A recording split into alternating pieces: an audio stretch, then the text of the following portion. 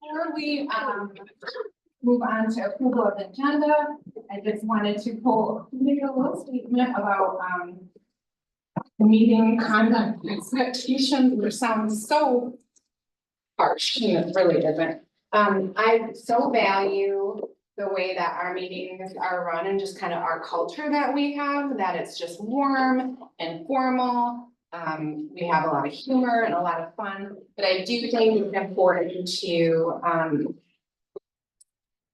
adhere to some rules of conduct so people are heard, that the rules are followed and they're uniform for everyone. So I think we can maintain that inviting atmosphere while just being a little bit more not formal, but sure. So sure, absolutely. Thank you. Thank you for all those. So couple of things that I'm gonna be suggesting that we adjust would just be to really adhere to the public comment time, that it is public comment and not question answer or a discussion. There are exceptions at times, so then I would just ask trustees to ask the chair before engaging in discussion with the audience.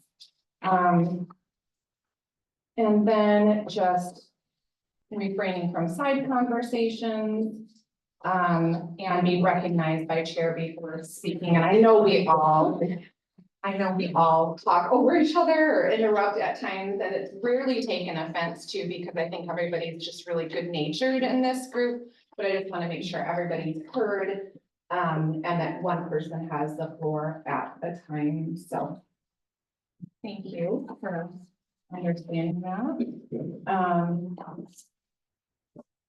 All right, that brings us to item number 3, which is approval of the agenda. I trust that everyone has had a chance to study the agenda. Would someone like to make a motion? I'll move that we approve tonight's agenda. Motion by Israel, is there support? Marcy, further discussion? Hearing none, all in favor? Aye. Opposed? Motion carries 5-0. So that does bring us to public comment. Again, it's not a question and answer session. It's an opportunity for you to voice your thoughts to the board. Individuals are limited to 3 minutes, and people speaking on behalf of a group are allotted 5 minutes. And there will also be a public comment at the end of tonight's meeting as well. Is there anyone in the first row that would like to speak? We'll go row by row. No, all right, second row, go ahead and approach the podium. State your name, please. And just pass these out. Certainly. Oh, that's good.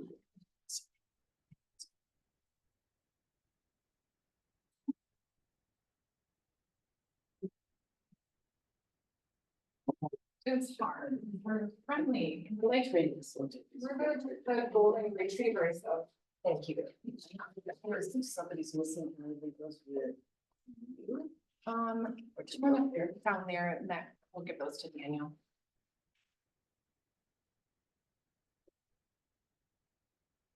Good evening. Is this on? Can you guys hear me? Yes, we can hear you, baby. Get real close. My name is Vicki Rosenberg, and I live on Maple Street in Saugatuck Township. I serve on the board of the Saugatuck Coastal Alliance, and I'm speaking on behalf of the organization Since early July, attorneys for the Coastal Alliance have sent written communications to Saugatuck Township Supervisor Bigford, Township Manager DeFranco, and Zoning Director Wells, as well as Township Attorney Persdale, right, regarding North Saugatuck's application to Michigan's Department of Environment, Great Lakes and Energy, or EGLE, for a permit to build a boat ramp along the shore of the California River. EGLE is reviewing the permit. The Coastal Alliance's communications to the township about this proposed boat ramp state that this project cannot move forward because it clearly violates township ordinances and a prior permit condition. First, according to the township zoning map, the proposed location falls within the critical dune overlay district. Under the township's ordinance, this overlay district's purpose is to, quote, to minimize the adverse effects of development on existing sand dune areas and vegetation. End quote. The ordinance permits only 2 uses within the overlay area. 1, single-family dwellings with accessory buildings and structures, and 2, minor home occupations. Under special uses, the township may authorize parks and preserves and outdoor low-intensity recreational uses that are non-commercial. The ordinance strictly prohibits all other uses.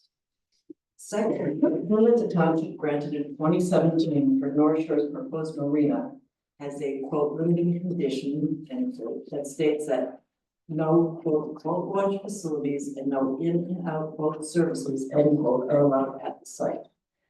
Therefore, as a condition of that permit, North Shore's proposed boat launch is prohibited. Third, the variance guaranteed to Mr. Dennison in 1977 to use his parcel for, quote, the purpose of building watercraft and maintaining and serving such watercraft, end quote, states that the parcel that contains the boat ramp was not permitted to, quote, be used for any commercial or industrial use other than as a boat building facility and where maintenance and service work on boats built at that facility. In other words, the Dennison use of the boat ramp was limited to launching boats built at the facility, which, as you will see in our handouts, never totaled more than 50 per year. North Shore's current proposed use of the boat launch site would be significantly greater in intensity, both in the frequency of use and the number of individuals accessing the site. Fourth, the proposed boat ramp violates your landscaping and the environmental regulations. You can find details about that in our handouts. Fifth and finally, in 2017, when the Township's Planning Commission granted North Shore's permit to begin the Morgan project, the commission included a permit condition that prevented North Shore from using the boat launch site. Section 1.100.A of the Township zoning ordinance states that the violation of a permit condition is a direct violation of the Township's ordinance.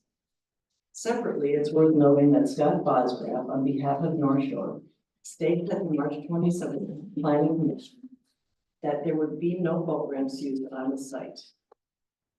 To sum up, North Shore's proposed boat ramp is prohibited in the township because it falls within your critical dune overlay district.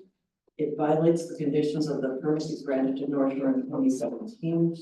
It was expressly disallowed in the variance granted to Mr. Dennison, and it violates your landscaping and environmental regulations. Given this evidence, we respectfully request this board to go on record stating that the incident does not meet the township permit requirements. Thank you. Thank you. Is there anyone else in the third row that would like to speak at public comment? No? Yes? Go ahead. Can I do that? Thank you.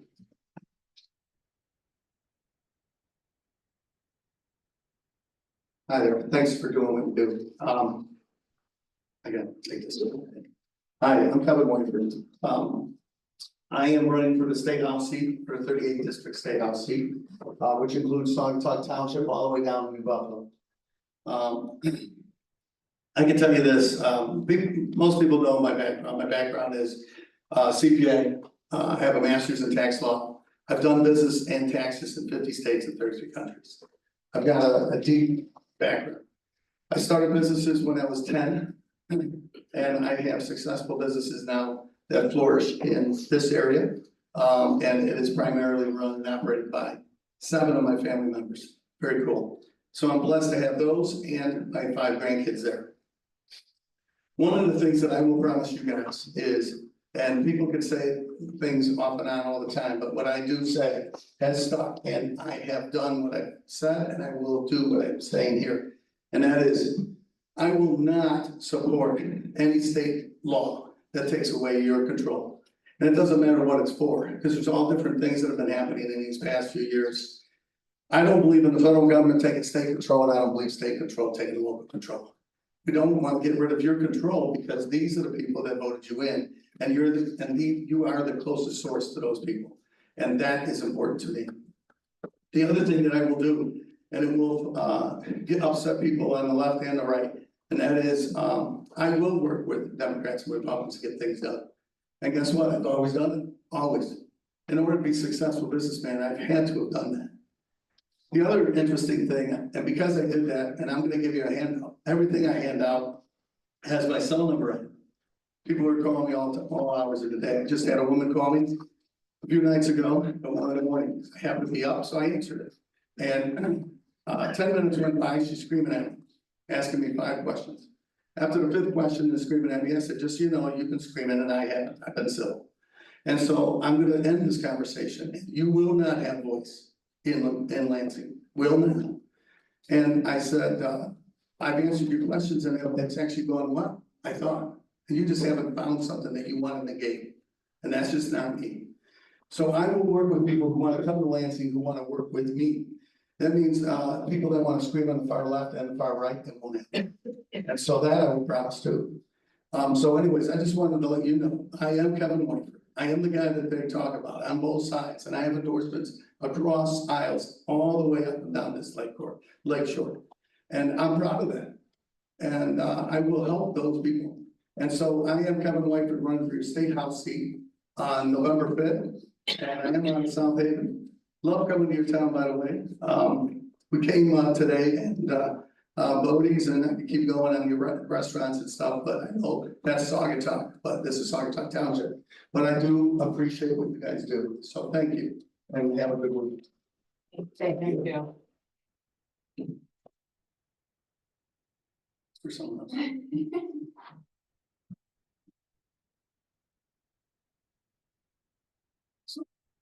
So.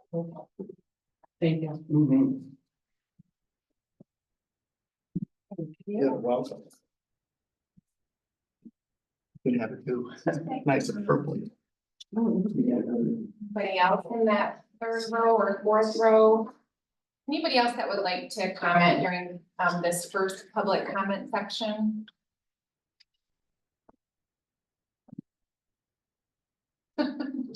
Yes, go ahead. I'm trying to get my hand up, I didn't get one. Okay, hi, I'm Scott Stearns, 3462 Riverside Drive. Hello, everyone. I'm here about the water system. I looked at the bid tabulation for the project, and I believe that we have an opportunity to improve on the outcome and save some money and some trees. Referring to items 4 through 8 on page 2 of the bid tabulation, which I think is page 166 of the packet, we see the 2 designs call for removing 126 trees and 18 stumps at a total cost of just over $70,000. These numbers are based on amounts that appear in column 3 and column 6, which lists Sitework Solutions bid figures. The water system design calls for removing approximately 30 trees south of the turnaround and 13 more from the turnaround north to dugout. So that accounts for 46 of 126 trees, leaving at least 83 other trees. So these 83 are earmarked to be destroyed based on a 2021 Riverside Dugout Road Improvement Plan, which has been incorporated into the water system project. And for good reason, back in 2021, a majority of you sitting up front here opposed this road design's tree removal objectives. Back then, Chief Janik took his fire trucks down Riverside, identified choke points that would impair its operations, and reported that he found at most the need to remove about 22 trees. And back then, he was not allowing for hydrants, which would be part of the new water system. I think these facts suggest an opportunity to save perhaps 50 to 60 trees and also save as much as 20 to 30,000 in removal costs. At the same time, we would save a part of our river mouth character. This is an achievable win if we stand up and refuse to destroy part of our natural resource base for no good purpose. This idea is not without basis, I don't think. A local attorney familiar with Riverside Drive and Dugout, who was a consultant to the Ottawa County's Road Commission, told me in 2021 that there is no legal requirement for a road commission in Michigan to create 6-foot shoulders or even 18-foot wide roads. This is purely a discretionary decision from a legal standpoint. So I'm asking our trustees to please rise to this moment and advance a resolution directing our manager and our project engineer for this water system to review the old road design in consultation with knowledgeable stakeholders like Chief Janik and amend it subtractively to reduce the number of trees that will be removed and lower the cost. I don't believe there's a sound case to be made that taking this step will adversely impact future maintenance or impair public safety. So I'm asking you to stand up to any officials who may seek to intervene to overrule the wisdom and judgment of the township and the residents of Riverside, who know the affected area most intimately and will be the ones who are most impacted for better or worse by the outcome of the project. Thank you. Thank you. Okay, anyone else like to speak during public comment?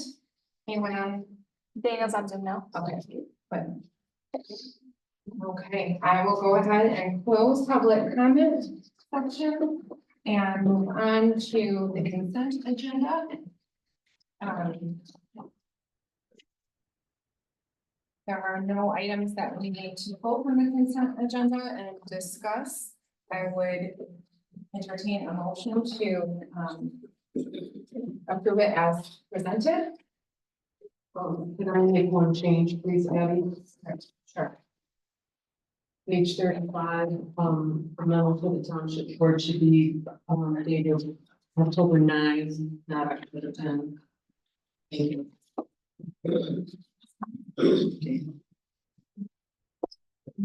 Anything else? That's how it's a matter of, we bring up the resolution number at this point, or is it? Just Well, so it's related. It's not in here that there would be a change. No, this probably will change. We can save it. We'll take it for another way, yeah.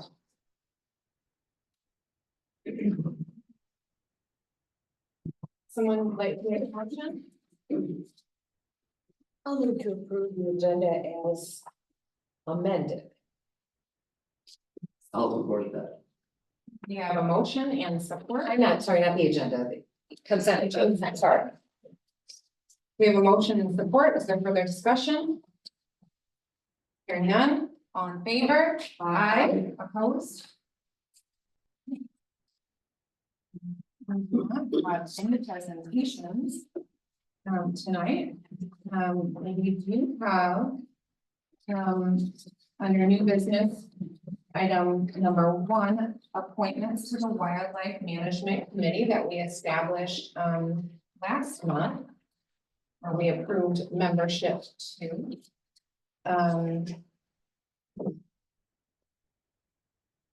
The board has appointed trustee Aldrich and Tony Schipa to serve on that committee. It was the opening, the additional opening had been published and the township received 1 application from Beth Rasmussen. Ramsden. Okay, Ramsden. We all failed together. And Beth, would you be willing to tell us a little bit about yourself and your interest in this committee? Certainly. Okay, come to the podium, please.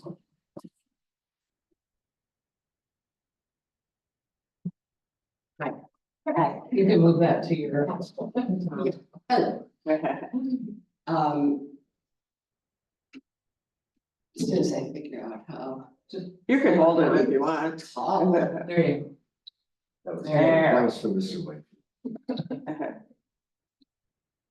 Okay. I appreciate the opportunity to get involved.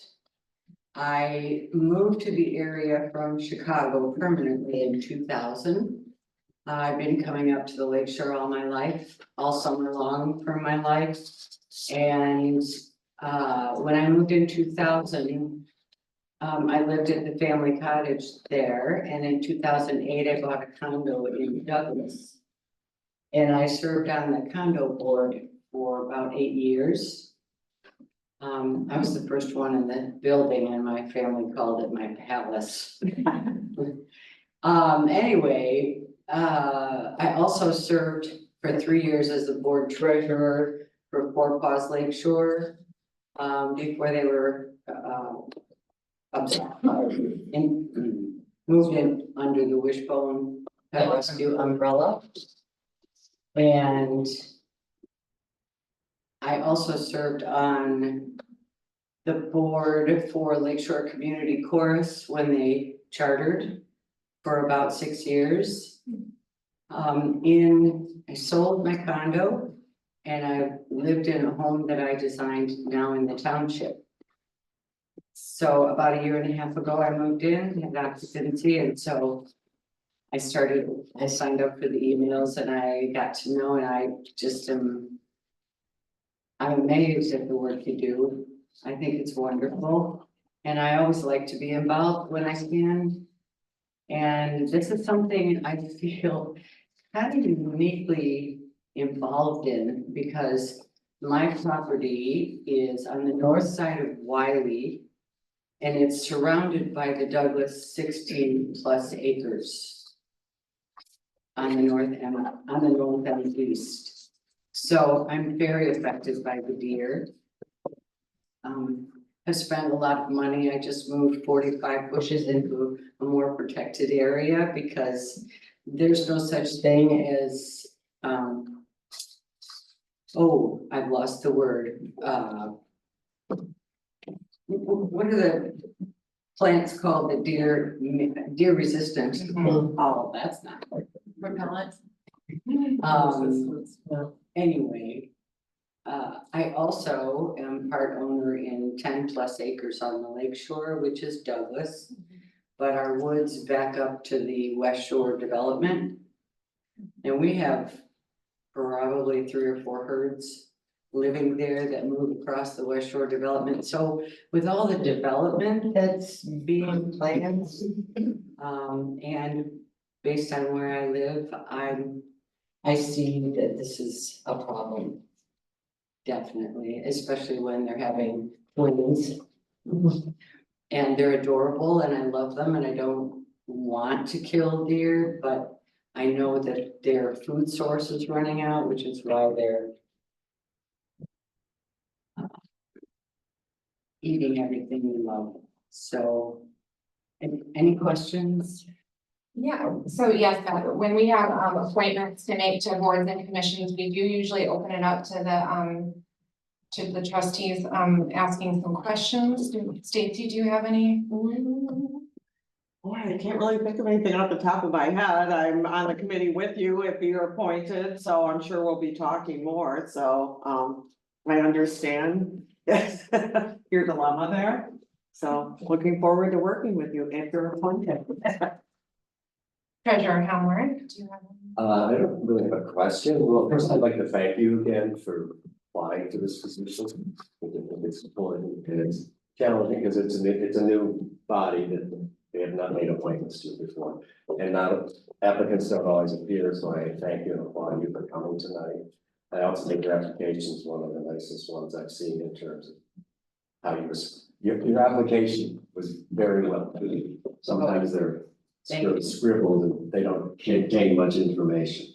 So, no, and I'll be honest, I've known Beth for quite a while. You were working with the chorus and with Brett LaFieri, so I'm glad to see you step forward and get involved with us. Thank you for your time. It is. And thanks for your kind words about our work. And I know you read all the minutes. I know you. It's like, every time I run into him, it's like, we don't have to talk about the minutes. Beth, I have, I don't know, a question or just something for you to respond to. This is a really sensitive issue. You know, we have some people saying, you know, we really just need to hunt them and, you know, eliminate a lot of the population. Other people saying absolutely not, we shouldn't, you know, just leave them alone, let nature take its course. Some people that are kind of in the middle. And how do you see yourself responding to a kind of a hot, you know, like topic issue where people might be pretty emotionally charged?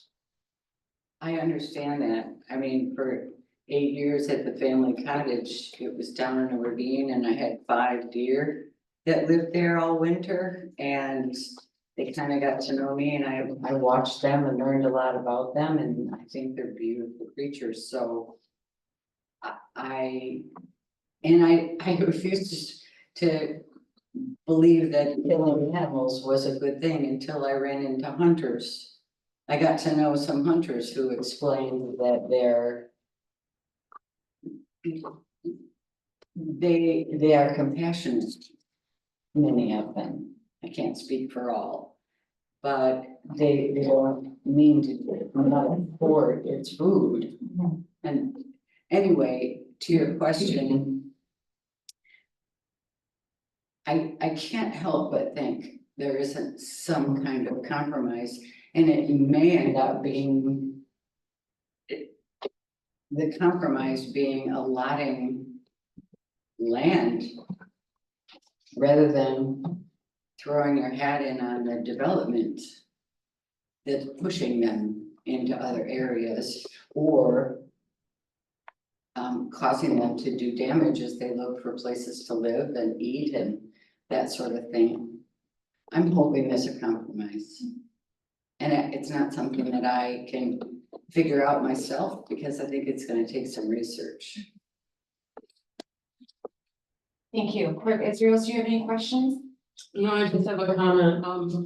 Thank you for your application and, for speaking with us and being here tonight. I appreciate that too. I don't want to get into the problem solving of what your committee is going to do, but I do know there's a lot of really good people on that committee and great minds. And so I think there's going to be solutions that we're not aware of.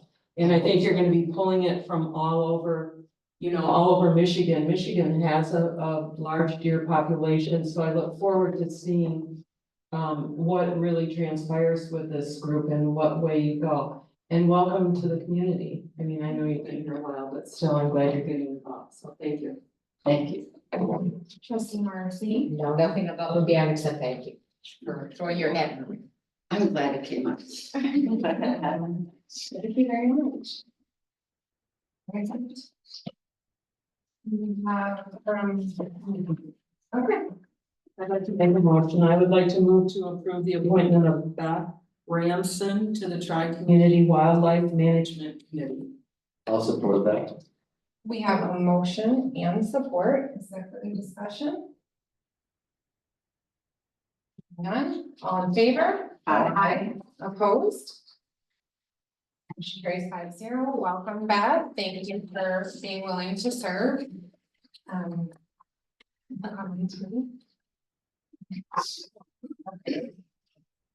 That brings us to item number 2 under new business, which is rate study agreement. And if Daniel is up and running, I will allow you, if you're feeling well enough, to kick off this discussion.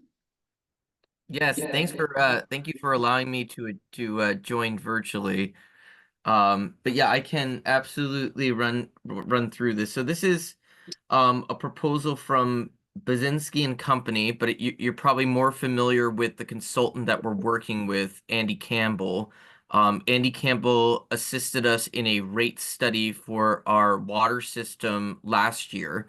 And the idea behind this is that the township charges flat rates for both our water system and our sewer system, and those rates are collected to ensure that we have the necessary funds to maintain those systems long term.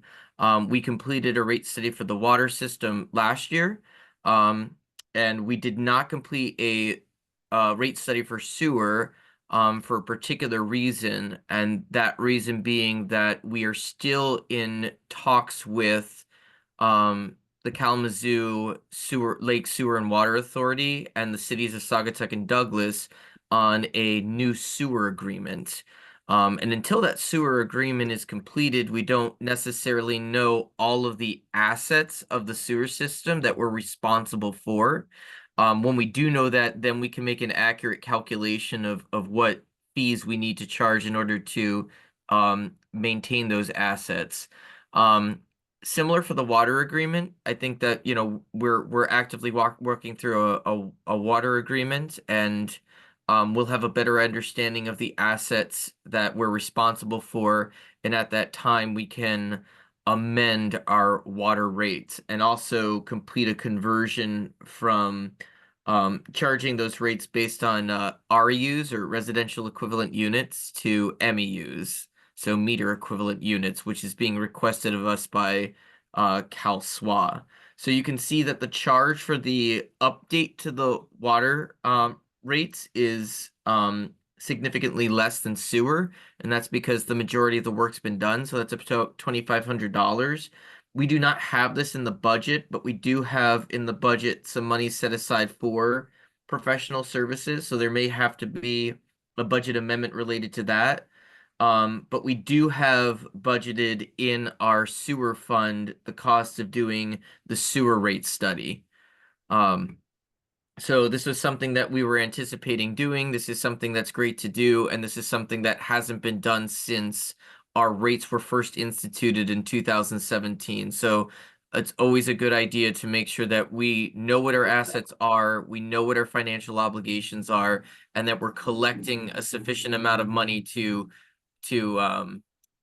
maintain and ultimately replace those assets, and we're not overcharging the community. We're collecting exactly what we need to collect, and we're making an informed decision about how we come to determine what those rates are. Okay, excellent. Thank you, Manager DeFranco. Any questions about the rate study? I guess, Mr. Manager, since you're not here, I'll be more formal, and I hope you're feeling much better. Is there a timeline or projected completion date on either or both of these? Right now, there's not, so they're totally dependent upon the water agreement and the sewer agreement. Okay, so they can't start, nothing can start until that point. And No. do you have an updated projection on how that's going you can share? I would say that is looking more optimistic. Each of the municipalities have a kind of like a utility working committee, which is great. And so we've come to the table. We've been talking with Andy Campbell, who's made some great recommendations on how we can improve the organization of the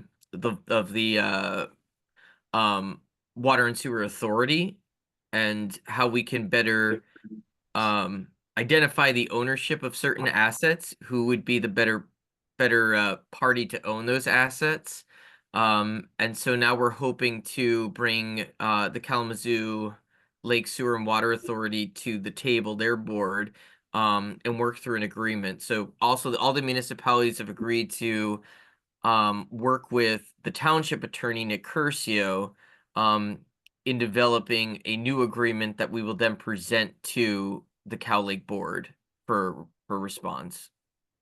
And you have a sense, hoping that point comes at some, not in the not too distant future, will these studies, you think, from what you know, take 6 months or a year?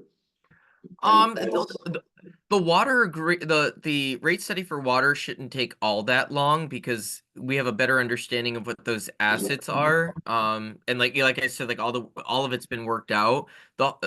Some of the heavy lifting is going to be definitely that conversion from REU to MEUs, to make sure that we're not, you know, so like in that conversion, like there might be partial MEUs, and so we want to make sure that we're still collecting like enough funds. But there are I mean there are certain assets that are in conversation that Cal Lake might take. Maybe we keep them.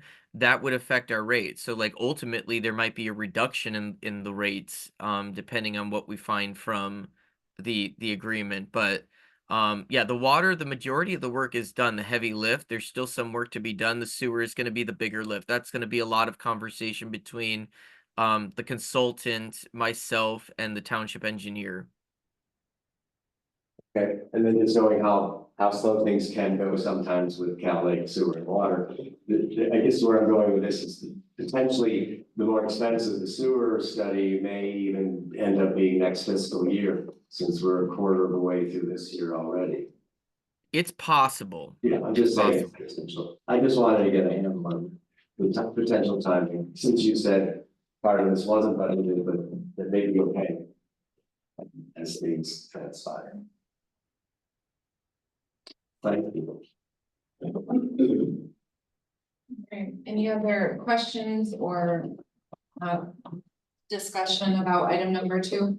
Oh, no, item number 3, right?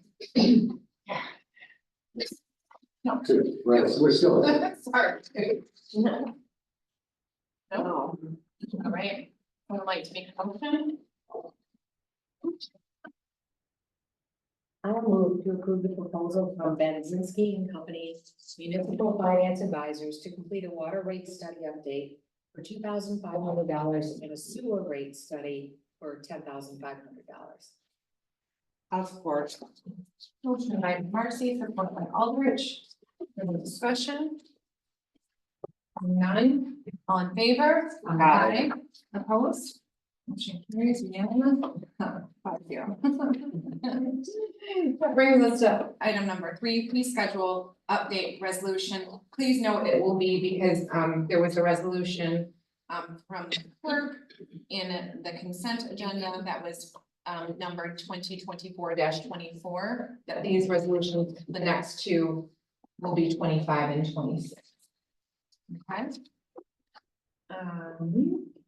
So this next item is pretty straightforward. Our contractors are increasing their costs, and as we need to increase ours and pass them on. Daniel, would you like to say anything else about this? No, I mean, Yeah. that's kind of exactly what's going on. Like, we need to make sure that we're bringing in enough funds to maintain the building department. We historically have had our own building department. We are the only municipality in the tri-community with our own building department, so that's somewhat unique. I do think that the community does like having that as a resource. They like coming in and being able to talk to the building official inspector in our building. But in order to maintain that department, we just have to make sure that we're bringing in enough funds that are covering those expenses. We don't like to, update the fee schedule all the time. We have not gotten an increase request from our electrical inspector or mechanical plumbing inspector in quite a while. And so they're requesting an increase to their fee, and so we're just trying to make sure that we're covering those administrative costs. Hey, thank you, very good. I'd like to move to approve the adoption of resolution number 2024-25, resolution adopting the Saugatuck Township revised consolidated fee schedule. I'll support that. Motion by Helmrich, support by Israel's. Any further discussion? Okay, I'll call the roll. Helmrich, Yes. Israel's. Yes. Aldrich. Yes. Marcy. Yes. Bigford, yes.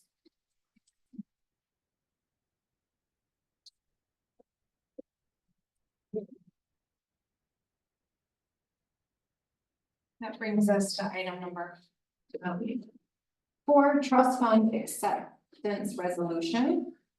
Daniel, would you please introduce this item? Yeah, so this is both good news and a formality. We received notice that we were awarded a Michigan Natural Resource Trust Fund grant to help fund the northern extension of the Blue Star Trail. That was in the amount of $300,000. The way the trust fund works is that you have to wait until the state legislature and then the governor sign off on the budget in order to be able to access those funds. So recently the legislature approved the budget, and now it's before the governor to be signed. And so we can now begin to execute the grant agreement.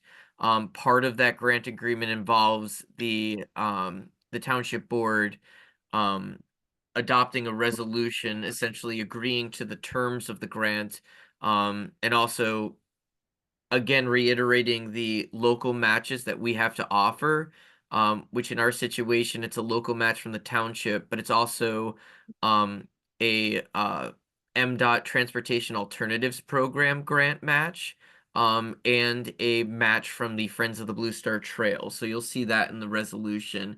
And it's also a commitment saying that, yes, we will complete this project. And there will be a separate grant agreement that does follow this, but this is an essential piece in executing that grant agreement with the state.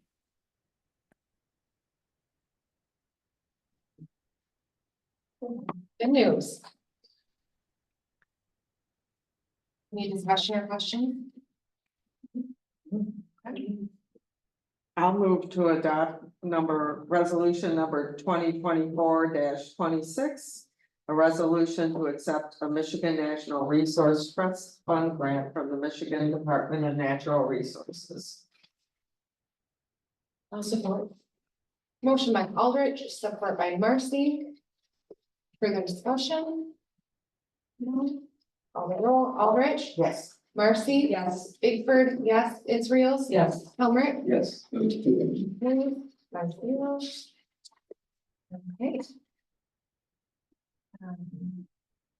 This brings us to item number 5, building inspector employment agreement. This is also good news, and Mr. Leon Lawrence is here in the audience in case there's any questions for him or yes, discussion that we'd like to have with Mr. Lawrence. But Daniel, if you could go ahead and give us the details on this, that would be appreciated. Yeah, this is I think very exciting because again, we're unique in being the only municipality in the tri-community with a building department. And now what the board is considering is hiring Mr. Leon Lawrence to fill the position of code enforcement agent and building inspector, which would allow us to continue that building department. Miss Cindy Osmond would still stay on and act as the building official, which would be a great resource to Mr. Lawrence. But Mr. Lawrence has been doing the plan reviews for building. He's been doing an exceptional job at code enforcement. He's been doing the on-site inspections. He's been with us since May and really has grown in the role, and continues to grow in the role. So I think this is a great move for us, and it's a great addition to the Saugatuck Township team to have Mr. Lawrence join us. But yeah, if you have any other specific questions for me about the agreement, or if you want to ask Mr. Lawrence anything, look, Mr. Lawrence is here in the audience. Okay, thank you, Manager DeFranco. First, does anybody have questions for Manager DeFranco before we what's the one? No? I just have one comment, so give it up. Sure, please. You can't expect this one. No, I just want to celebrate this and commend everyone for the fact that this now includes the code enforcement in the description. It's something that some of us have been trying to make happen for several years now. So thank you both. Thank you, Daniel, thank you, board, and thank you, Leon, for accepting that change in the job description. You're welcome. Well, would you like to say a few words or open it up for questions from the board or? No, I'm just happy to be here. It's quite a change and let's go. Settle nicely. Anybody have I'm questions? very excited about this, and I've, gotten a chance to talk to Leon quite a bit, and I'm, think he's great for the job and really excited about having this code enforcement thing. Yes. Yes. Please let me know when I can share some comments about Mr. Lawrence. Absolutely. I won't make you save it until public comment. I'm just happy to have you. Thank you. Treasurer Elmer? Oh, you are. No, I've asked some questions in the office, I'm satisfied. We ask Thank these you questions for all the being time. here tonight, for great feedback about you and again, on the code enforcement piece, it's not a pleasant job and many people just don't like it and avoid it. And I've heard that you are, are kind of just diving right in and doing all the things and, even the unpleasant ones. So thank you. It's, important. Clerk Israel's. Thank you. I enjoy being with you or working with you. I mean, I like the way you go outside of your area just to help out. I mean, you carry stuff up and down things for us. I really appreciate it. Thank you. You're welcome. It's a muscle. I was a selling point. Trustee Marcy. No, but thank you very much. Well, thanks for being here. Anything? Oh, yeah. I wanna hear what he said. Yeah, give us your thoughts on, Mr. Lauren.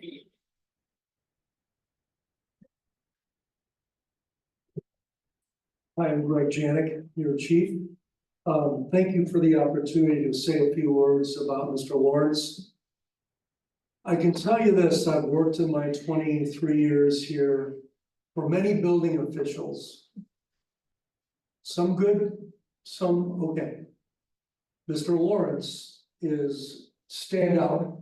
He's the first one to ever want to meet with me one-on-one. Cindy joined us thereafter to explain some of the things. It's very different. Not all municipalities have fire codes, right? Yep. So it was a learning curve. And he asked questions. I'm very impressed with Mr. Lawrence. He's an astute listener. One of the things that really impressed me was he's the only building official that said, can I come with you on a fire just to kind of see what happened from a building perspective?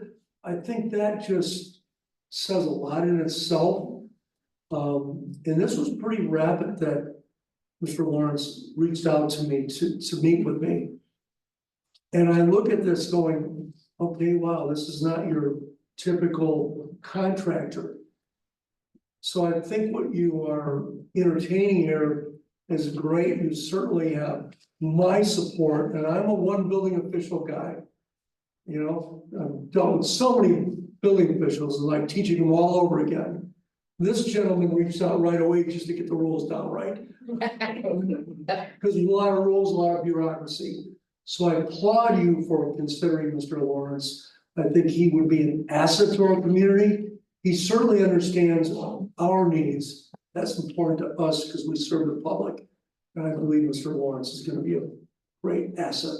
And I'm a taxpayer, so I vote for him. Thank you. Well, on that note, would you like a motion? Absolutely. Motion to approve the code enforcement officer employment agreement for Leon Lawrence. I'll support it. We have a motion and support. Any discussion? It's a voice vote, so all in favor? Aye. Opposed? Welcome, Mr. Lawrence, thank you. Congratulations. Yeah, congratulations. Thank you. Thank you, guys. Thank you so much. Thanks for coming. Have a great evening. Bye.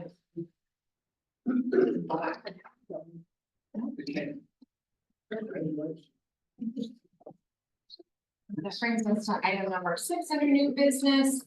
While we have this beautiful township hall, it's renovated, there's still some work to be done outside the township hall. So we're looking at tonight at the township hall facade and site improvement proposals. Daniel, go ahead and kick this off, please. Yeah, this was a very challenging recommendation to make, but it's also really an exciting recommendation to make. But yeah, to give it some context, when we were completing the interior of the township hall and we had our strategic planning session, we identified updating the exterior of the hall and the site as one of our strategic goals. we did have to get through the interior, and we took a little break, but I think that now we all have the appetite to look at the site and the building itself. The building definitely needs you know, a little bit of an updating, but I think we're also realizing that the location of the building offers a really unique opportunity, that really we're centrally located in what could become the main corridor, the main street of Saugatuck Township, and we can be a part in the redevelopment of the corridor, um and further economic development, and residential mixed use redevelopment. So what we did was we put out an RFP that asked for just that. We're looking for architectural landscape services to update the exterior of the building and also redevelop the site, so it matched what we're trying to accomplish with a redesign of the Blue Star Highway corridor to create more of a street destination feel, that also would encourage slower speeds from vehicles, um, and also create more safe non-motorized transportation options for folks. So both for bikes, for walkers, for those in wheelchairs. Um, so that's what we put out. So it's a pretty big project. We received 3 proposals in, 2 of which were very, very strong. The redesign committee met, and we had a very difficult time making this decision, and we went back and forth. And ultimately, the redesign committee is recommending that the board um, um, award the project, or the services to Progressive companies, um for a few reasons. One of which is just that they have quite the track record. They are a larger architectural firm, which means that they have a lot of resources at their fingertips. So we're not going to be a project that gets lost. They're always going to have resources to assist us. Um, Another reason that the committee felt strongly drawn to Progressive is that when we get to phase 2, so when we get out of the design and into actual construction administration, Progressive acts as, or offers, what they're calling construction management. So they're not going to be looking to assist us in identifying a general contractor. They will be the general contractor, and they will do all of the bidding for all the sub trades. And so we won't have a situation where we're working with an architect and we're also working with a contractor, and the township has to kind of play middleman. So theoretically, what it does is it makes the process smoother, and it also eliminates some of the costs where we'd have to hire a GC, who then is going to upcharge us for all of those sub trades. So that's nice. And the other benefit is, in the design phase, the GC, the contractor who's part of Progressive, will be part of the design work from the very beginning. So they'll be on site and be able to say, that's not feasible, that is feasible, you could also do it like that. So we'll not only have an architect design perspective in the design phase, we'll also have a contractor's perspective. So all of that made them stand out. Price wise, they were all the one was lower, but there were a lot of things that were excluded from that cost, which made it very difficult to determine what the cost would be. The other 2 firms were similar in cost and provided a percentage of the cost of the project, which in a way is somewhat of a moving target. We're looking for a master plan and then seeing what elements we want to prioritize to execute. We've also identified a grant program that we think that we would be competitive for, that Progressive has agreed to assist with the application process. So what they're proposing is, for the design, a 6.5% of the cost of the project, and then for construction management, which would include acting as the GC and then bidding out and hiring and managing all the subcontractors, 8% of that cost. So again, it fluctuates depending on the board's ultimate decision about what elements of the project that they want to execute at this time.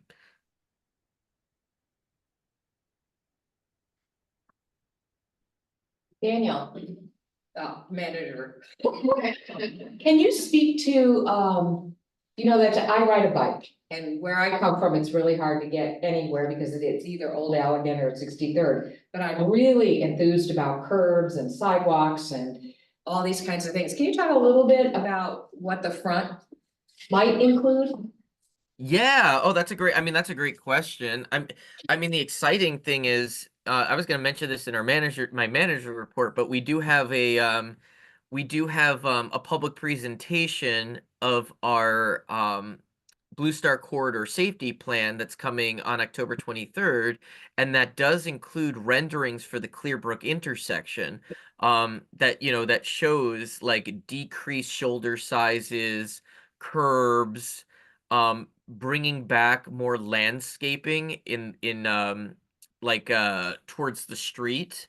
And Progressive was the one that put all of that together. So they're very they were part of the process of kind of determining what would make Blue Star safer from a vehicle perspective and then from a pedestrian perspective. So what we're imagining for the front is um essentially losing that parking lot altogether and creating more of a pedestrian plaza. Progressive in their renderings for the corridor project also proposed setback crosswalks instead of where a lot of crosswalks are set right at the intersection, right at the road end. They're saying that best practice is actually to set those farther back. So it allows people to cross roads not right where people are going to turn right into. So there's all these nuances that they've proposed in this corridor plan, and it's really a nice continuity that they're bringing those safety considerations, and they'll integrate that into the design. I don't know if that totally answers your question. Thank you. Yes.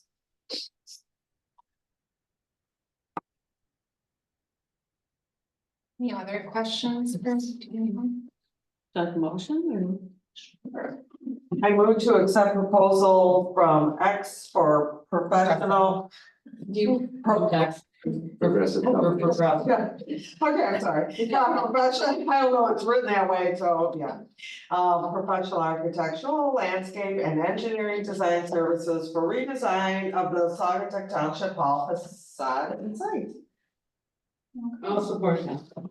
We have a motion and support. There's only one other thing I would add, because so Progressive is going to provide like a standard like architectural service agreement. It's going to be very similar to what we all saw for Aubon Marsh. And then of course our attorney is going to review that, but maybe I don't know if we add that in there and to direct the manager to develop a mutually acceptable architectural services agreement to be presented to the board. Okay, so are you thinking to amend the motion or to craft a new one? I think just to add that at the end. Okay, can you restate that? And direct the township manager to work with Progressive and the township attorney to develop a mutually acceptable agreement to be approved by the township board.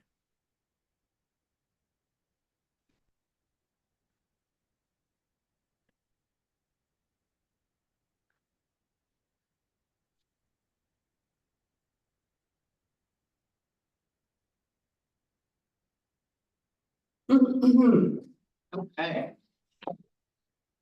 All right. Do you, okay. I don't have the pages. I move, We had a motion and support.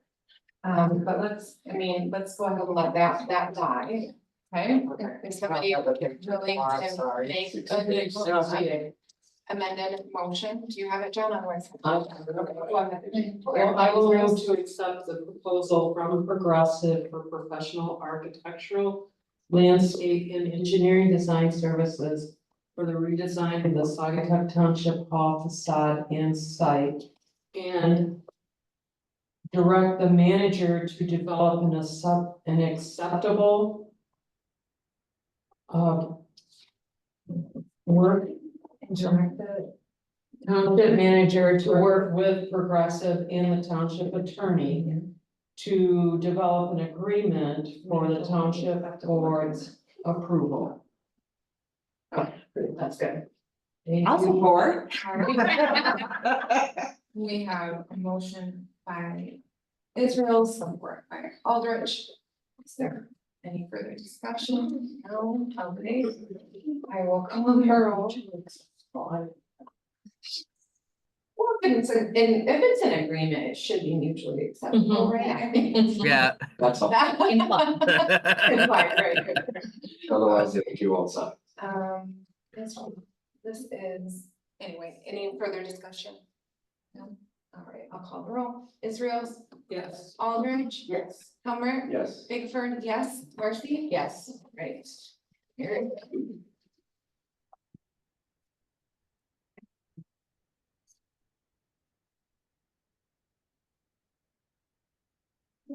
Brings us to the last item under new business, water improvement project Riverside Drive Dugout Road Award. Again, this is pretty straightforward. This was not the first time by any stretch of the imagination that we talked about this, but it's just awarding that bid. Daniel, can you give us the important things that we should know about this? Yeah, so this is part of the new water main on Riverside Drive and Dugout Road. The cost also includes the road improvement side of the project.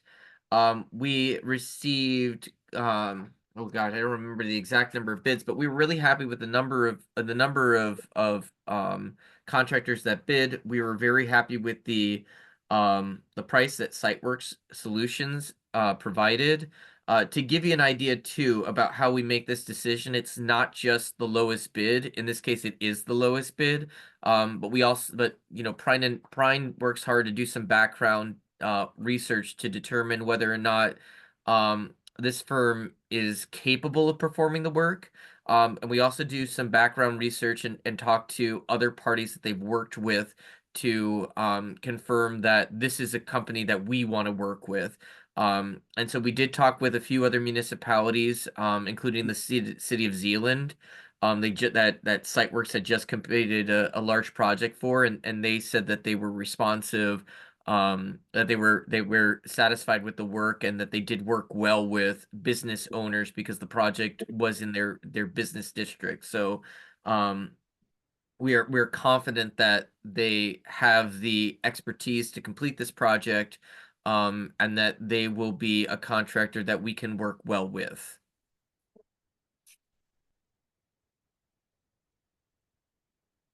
I have a logistical question, Please. not substantive necessarily. I'm just wondering if, I don't have this document that's been referenced here.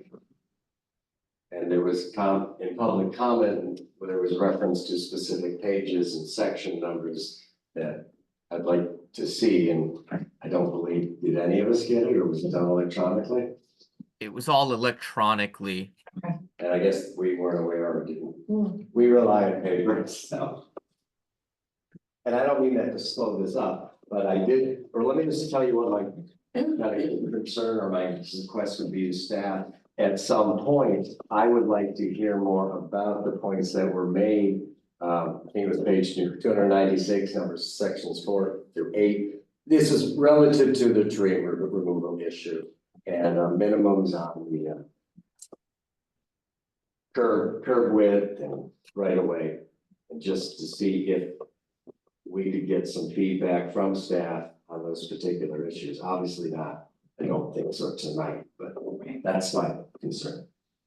Is it your concern that it'll affect the bid? I guess I have a question for our manager. I mean, I understand the sensitivity of the trees. I totally get it. We did have this very conversation with the road commission. I actually pulled up an old email where we asked Craig to, we asked the director of the road commission if he could give us an exception for the shoulder width of 6 foot, and he would not. So we did raise the issue, the township engineer and myself with Craig, and he was not willing to budge on that. If there's any way where we're out there that we can miss a tree, we will do everything that we can to. Some of those 86 trees or 83 trees, some of them need to be taken down anyway because they're dead. We have a few on the corner, but if there is a way to miss a healthy tree, and we will explore that opportunity. But in terms of the shoulder width, um, it's really up to the road commission, unless we take over jurisdiction of that road, which we also explored. We can't make that call.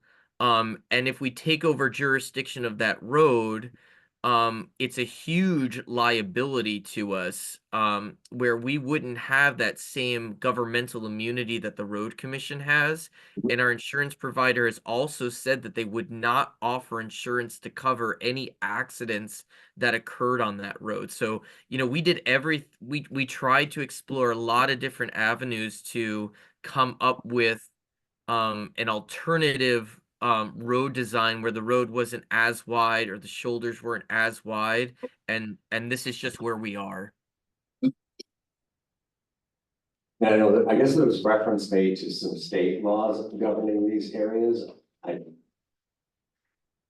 It's all up to the road commission. They set their standards. So So it- it's true that there's certain standards that vary. Like, for instance, we were talking with the road commission director of Berrien County, and Berrien County allowed certain kinds of trees to be planted in the right of way, which, for road commission, that might not sound like a big deal. In road commission world, that's a really big deal. That's a very progressive, somewhat controversial move. And it was great because, the director of our road commission got to hear about that, and, maybe that changes some minds, but as long as the road commission is in charge of that road, and as long as it's under their jurisdictions, they set their standards, and they're very strict about adhering to those standards. And that's just the challenge that we have. And if we can modify the design, if we can move it over a little bit and miss a tree, we absolutely will. But they would not budge on the 6-foot shoulder. Thank you for that. I'd like to Okay, go ahead. move to award the water system improvement Riverside Drive dugout road project to Site Work Solutions at $661,273.15. There's support. I'll support. All right, we have a motion to support. Further discussion? Hearing none, all in favor? Aye. Opposed? Motion carried 5-0. We have no old business. Treasurer Helmer, would you like to give your report and the planning commission report? I'll start with planning commission because once again, we did not meet last month. There is a meeting next Tuesday night.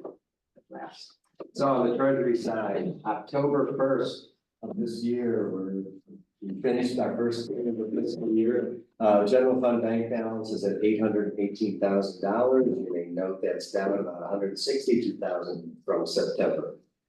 General fund revenues are just running a little under, they're 10% under budget. Again, this is timing differences on revenues that will be coming later in the year. Two positive spots in terms of where we are running ahead of budget on revenues are again in zoning permits and the tax administration fees. They're both well ahead of the budget amount at this point. General fund expenses are 5% under budget with no departmental overages, which continues to be a good thing.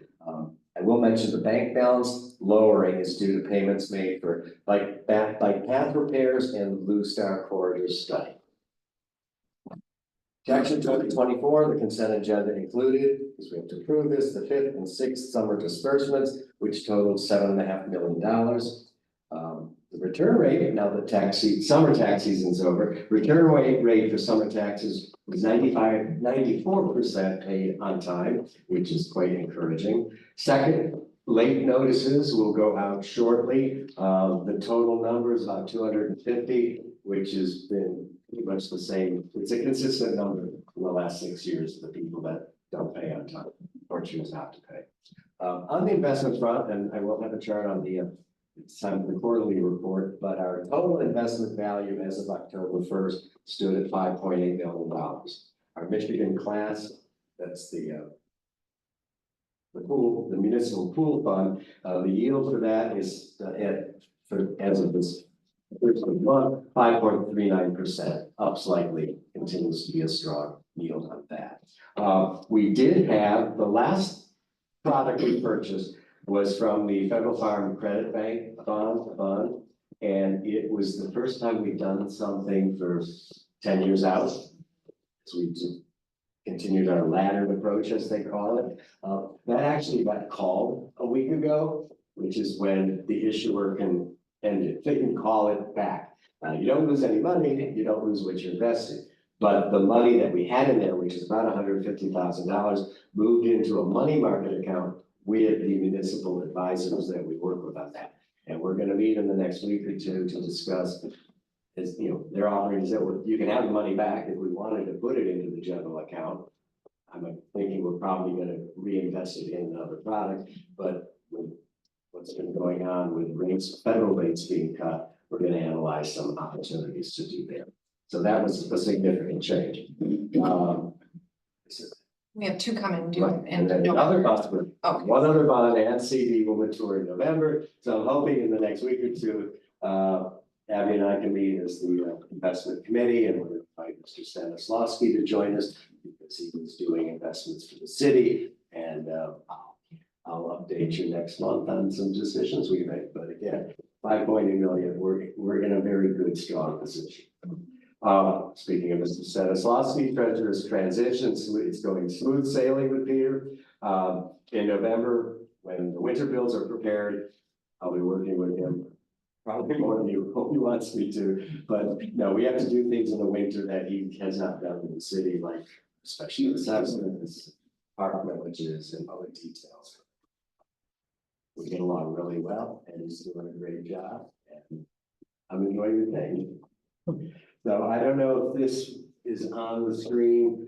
If not, I'll hand out copies of the quarterly report. I mean, I gave you the summation, but if you see my chart, the ones in yellow are the ones I mentioned because the one, the three that are maturing, and then there's a note about the one that called, says it's gone down to 0. But if you go down to the Dennis Davidson Synovus Bank, that's the money market, that stands at 183,000. That's also the account where any of our interest or dividends go, rather than coming back to us on a regular basis. So again, those funds are all liquid if we needed them. Any questions? No, thank you. That was good. No. All right. Daniel, would you go ahead and give us your manager's report? Yeah, I'm gonna go off script a little bit. I guess the first thing I want to say is I really want to welcome Leon to the team. He has been just so fantastic over the last few months. He's really grown on the role. He's not afraid to take things on. I feel really good about the future of the building department. So thank you for joining the team, Leon. And yeah, we're really happy to be on board. Thanks, Leon. And I also want to point out in my manager report, I'm not going to go through all of it, but I think you can see we got a lot of things, parks going on, and they are doing just such a fantastic job. So I want to thank Elliot, who is in the room, one of our parks commissioners. Parks is just really coming into their own, and I'm so proud of them. And Really proud of the direction that Parks and Recreation is going in the community. So, and then finally, I know that you all received the email, but we're going to be starting to put this out on social media. We are wrapping up our Blue Star corridor study, with the kind of final product being our Blue Star corridor safety plan. It's got a lot of great information in it. It's got some design recommendations that we now have a basis for in looking at actual design changes to the corridor that would help with reducing speed, improving safety, opening up new opportunities for non-motorized transportation, and really kind of taking the Blue Star corridor to that next level and making it more of like the heart of the community, our Main Street. So really excited about that. So hope everyone can attend. And then that's just, it's a big step towards more to do, but it's a really great step. So that's all I have to say. Daniel, Yes. Blue Star meeting on the 13th, is a presentation and you want to be here at 5:30, or is it a drop-in thing, a span of time? An open house or? You want the presentation will be at 5:30 or is it an open house? It's on the 23rd. Oh, the 23rd, okay. Yeah, it's on the 23rd, and this it's not an open house style. This is actually going to be a presentation. Okay. But the good thing about it, there's an opportunity for the public to ask questions. So Progressive will go through everything. In the report, they've done a really good job about explaining, a challenge that I think we know intimately, but it's hard to explain to the public about why can't we just drop the speed limit? I think that everyone here would love to just drop the speed limit, but unfortunately that's not how it works. But it provides kind of it provides a blueprint about how we can eventually get to that goal. But yeah, so it's a presentation, starts at 5:30. The Progressive team will lead that, and then it'll be open, the public will have opportunities to ask questions about the report and the process. Well, I'm excited for this. Okay. Thank you. Thank you. What time? 5:30. 5:30. 23rd, 5:30. October 20, yes. Yeah. October 5:30, here, here. Yeah, Dr. Paul. That's a good one. Like, you don't know, could be at the library. Yeah. I'm very excited. Yeah. Okay. Open board report, let's start out with trustee Marcy. Why not? I have a confession to make. Seems like a good place. I failed to follow up on the agenda item for the board report. And so it didn't get on the agenda. So I just want to reiterate, I had spoken with an attorney at MTA who very strongly suggested that we remove item 4, open board report, from our overall agenda. And that anything that comes up in the open board report should be an agenda item, even if it has to be added last minute, which we try to stay away from for a lot of reasons. So, I just want to make sure that removal of open board report discussion, and if it needs a vote, I don't know, I'm assuming it does, gets added to the next agenda. So you're saying submit items that one would be planned to mention during open? No, So they that should be in the agenda. No, this is, Oh, no, get them to the man, get them on the agenda form, get them out there beforehand. So this won't be happening anymore, this end part, right? So I think we need to put it on the agenda to have this To have this discussion. discussion. There's a, Okay. Oh. Okay, I do. trustee Marcy shared some of it. It is complicated, but because I'm like, no, we have to have open board report. But there are lots of reasons why it opens us up to, criticism, possible litigation. Yeah. So I think we can still figure out a way to, have some open discussions, or I think we can still make sure everybody's heard, even if that just means, adding you know, An agenda item. an agenda item, especially if it's just discussion or a report or, you know, a verbal update on something. And we're not taking action, it's not as big of a deal to add an agenda item last minute, so. So if someone were to retire, when we want to congratulate them, would we put that in the agenda? That's it. Yeah, That's what I was gonna. Yeah. Sometimes there's Yeah, there's just, you know. right, Like absolutely. I was gonna commend Daniel again, as I did to him this morning, about how effective and what a good job he did with the video about the water Yes. pipes. So, and maybe there's a workaround, maybe there's a Yeah, let's think workaround about to be that. able, but I think it's really worth having that discussion and looking at, you know, what's available and how to. How to handle it. Yeah. Yeah, it's important because we could, as Abby said, open ourselves up to litigation in the most unexpected ways, so.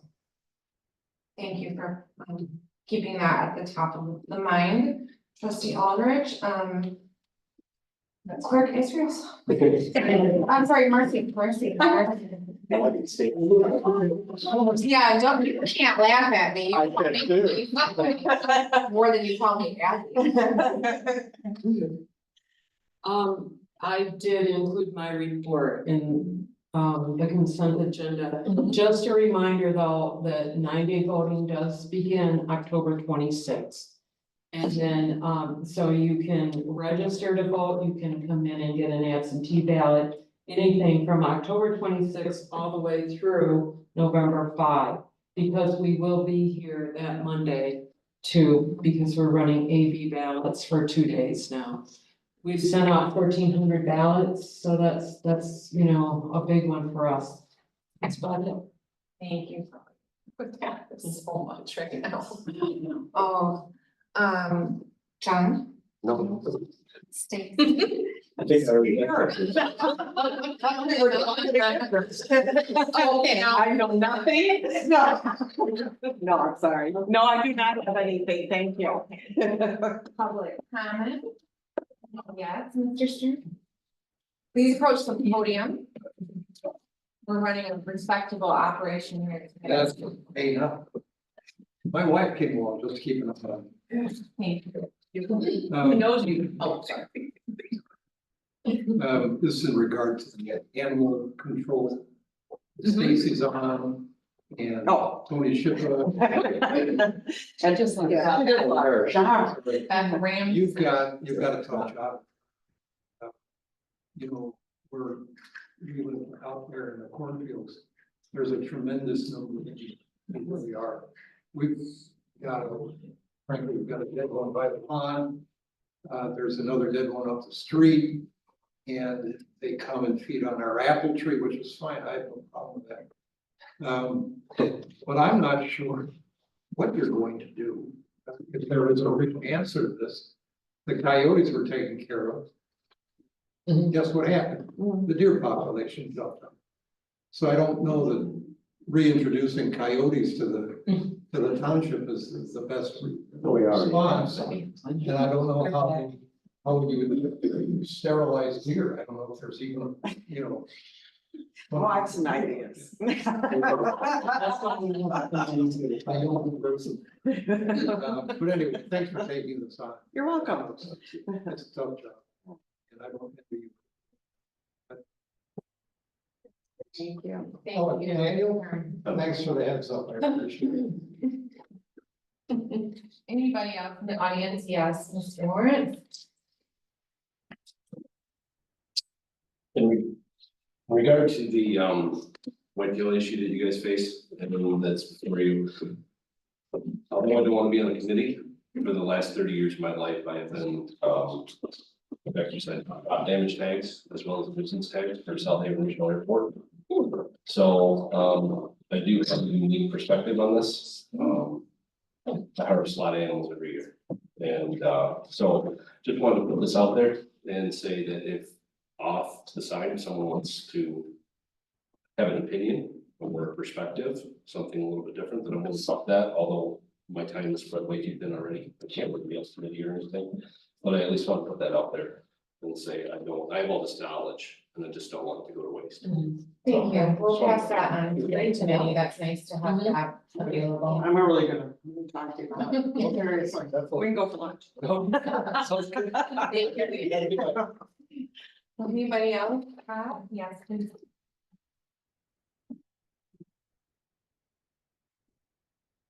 I'll make this quick and I'll try to put a comment in the form of a question, because I think we're not supposed to ask you questions during comment period.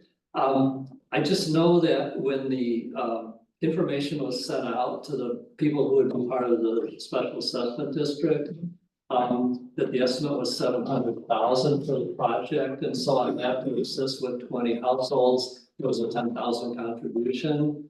And it seems to follow from what we know now that if the cost is actually 161,273, that the contribution would be 8,063. So I don't know when or how we would receive communication about that, but I, as a property owner, would be very interested to know how this works and just to be kept informed as the project advances. I think there was a reference made in the most recent note, or actually I think it was in Tyler Denoyer's letter, that they would be meeting with the contractor, and then something about scheduling a meeting later in the winter. I don't know if winter means this year or next year, and I know it has a completion date, but I think everyone will just be interested in being kept abreast and informed as far in advance as possible of how the project is expected to proceed. Okay. And I think the only other thing is, this is kind of old business, but I would just say that with respect to the combination of the road project and the water system project, when this was first presented, they were presented as projects that would not be bound together. And I think during the course of this, over the couple of years that it took to get everything put together, it was never clear to me, and I didn't find communication letting me know that they were going to be joined and how and whether they would be joined. And it seemed to come to my attention rather late in the game, and it kind of had to be teased out. And it just feels to me like there may have been some missed opportunities there, because having known further in advance, there may have been options to tease out some information that could have been relevant to how to address the fact that, you know, the county, apparently it's the county, and apparently the county's contribution, which is substantial to this project, is contingent upon accepting what their road commission says. And I know there's a lot of legal things that are way beyond my pay grade, but anyway, just would mention that. Otherwise, I really do appreciate everyone's work on this, and it's capturing a major opportunity, and it is going to, you know, make for some really substantial improvements. So thank you. Thank you. Thank you. All right. Nobody online? Kathy, would you like to say? All right. I'm gonna go ahead and close public comment and adjourn tonight's meeting at 7:30.